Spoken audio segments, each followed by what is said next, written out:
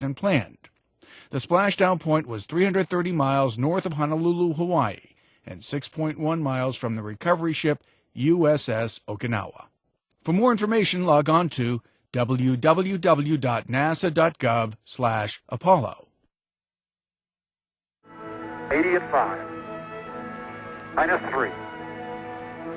60 at 3. 50 at 3. Cross pointers look good. 40 at 3. 33. 25.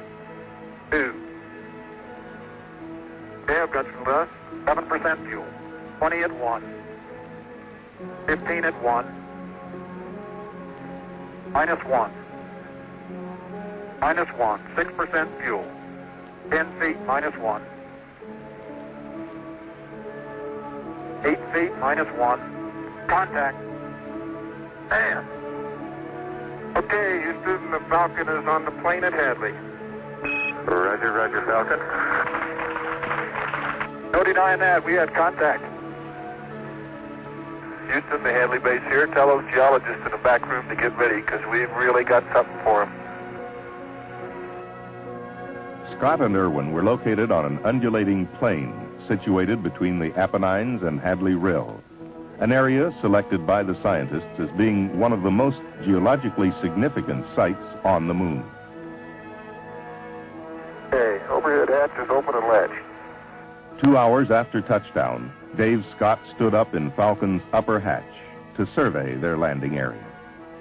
Oh boy, what a view. I can see Pluton and Icarus. As Scott stood describing the craters and mountains, we on Earth perhaps did not yet realize the scope and extent of the coming mission. Aboard the lunar module was a small dune buggy-like car called the Lunar Roving Vehicle, or just plain Rover. The astronauts would travel miles in collecting samples and placing and conducting experiments. There are no sharp, jagged peaks. There are no large boulders apparent anywhere. They would observe the layering of the lunar terrain, most clearly seen in the formation 14 miles to the south, called Silver Spur. This layering, later to be observed in the mountains and the rill, gives scientists a direct look at the structure of the moon and a deeper insight as to the significance of the collected samples.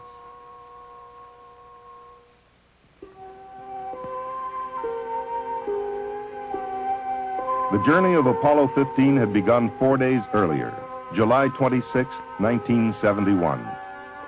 The crew, Dave Scott, spacecraft commander and veteran of Gemini 8 and Apollo 9. Jim Irwin, lunar module pilot, who would explore Hadley Rill and the Apennine front with Scott.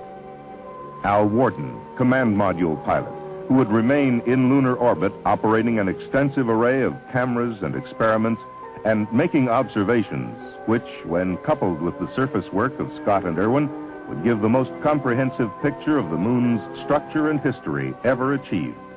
We have complete clearance to launch. We are go. 15 seconds. Guidance internal. 13, 12, 11, 10, 9, 8. Ignition sequence start. Engines armed. 5, 4, 3, 2, 1. All engines running. Launch commenced. Liftoff. We have liftoff at 9:34 a.m. Eastern Daylight Time. The tower is clear. And we have a roll program. Roger. Precisely on schedule, 9:34 a.m., Apollo 15 lifted from the pad on its way to the moon. And we have a pitch program. Roger. Roger. With the exception of a few minor problems, the trip out would be uneventful. The command module Endeavour, carrying the lunar module Falcon, would arrive in lunar orbit with Scott's announcement, Hello, Houston. The Endeavour is on station with cargo, and what a fantastic sight. Oh, this is really profound. I'll tell you, this is absolutely mind-boggling up here. Gentlemen, I can well imagine that a foreign planet must be a weird thing to see.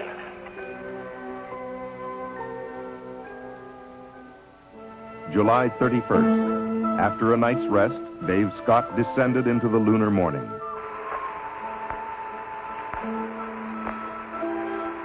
Okay, Houston, soon as I stand out here in the wonders of the unknown at Hadley, I sort of realize there's a fundamental truth to our nature.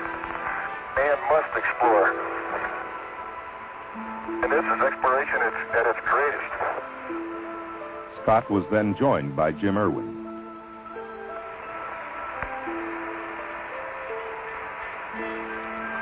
Oh boy, it's beautiful out here. Reminds me of Sun Valley. Their first job was to get the lunar roving vehicle out of its storage bay. Looks like she's coming down okay.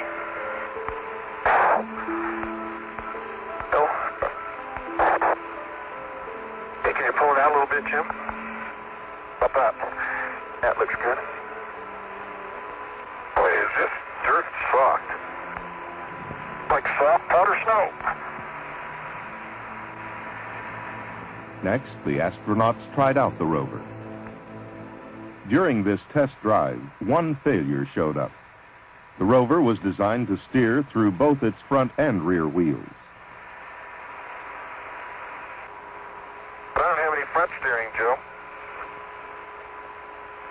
Like this rear steering, Dave. Yeah. In use, the absence of front wheel steering would hardly be noticed. Then they loaded the equipment they would need for their geological survey and boarded the rover for their first exploration. Okay, we're moving forward, Joe. Roger. They were headed toward St. George Crater, located on a mountain slope above Hadley Rill to the south of the landing site.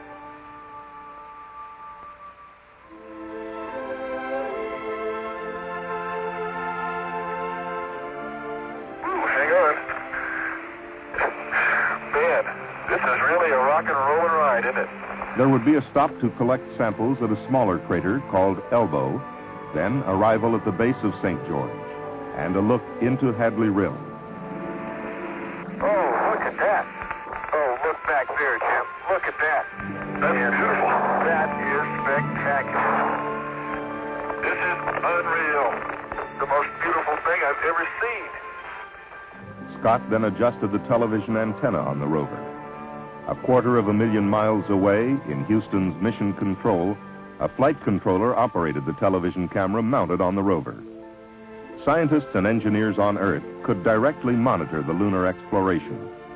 And those of us at home watching on television felt like the third astronaut on the moon. That looks fairly recent, doesn't it? It sure does. Okay, now we got the fillet, we got the soil, now we need to sample the rock. Yeah. The astronauts began to collect samples and photograph the area. The samples would consist of rocks picked up with a rake-like device, soil samples, selected rocks, and chips taken from boulders. Can you imagine that, Joe? Here sits this rock, and it's been here since before creatures roamed the sea on our little Earth. They would also drive core tubes into the lunar soil to collect contiguous specimens from beneath the surface. But now it was time to return to the lunar module, not to end this first work period on the lunar surface, but to begin another phase. I can't believe we came over those mountains. We did. It's just a beautiful little valley. Yeah, those are pretty big mountains to fly over, aren't they?